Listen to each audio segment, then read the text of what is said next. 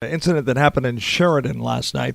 A Sheridan man was tased and taken into custody after an incident involving a handgun. About 8:13 last night, Yamhill County 911 Dispatch Center received multiple phone calls of a man brandishing and possibly firing a handgun near the area of Bridge and East Main Streets in Sheridan.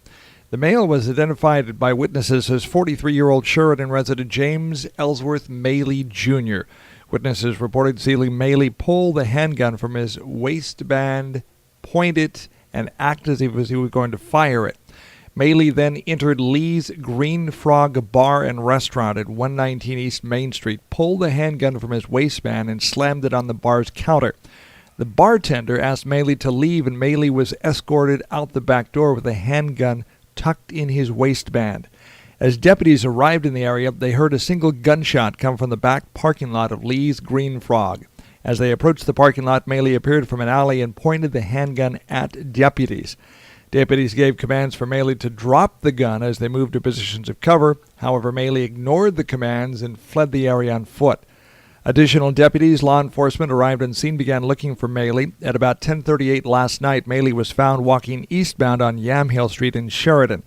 Maley again refused all commands from law enforcement. A taser was used on Maley, and he was taken into custody without further incident. At the time he was taken into custody, he was carrying a loaded Smith & Wesson .357 Magnum handgun in the front of his waistband. Sheriff Jack Crabtree issuing this statement saying the quick response by deputies, along with several other local law enforcement agencies, was instrumental in a quick and safe conclusion to what was a very dangerous situation. Yamhill County Sheriff's Office was assisted by Oregon State Police, Polk County, and a McMinnville Police Department K-9 unit. Maley was treated on scene by medics for minor injuries. He was taken to the Yamhill County Jail charged with 3 counts of pointing a firearm at another person, 3 counts of menacing, 2 counts of unlawful use of a weapon, and 1 count of disorderly conduct. Bail has been set at $50,000.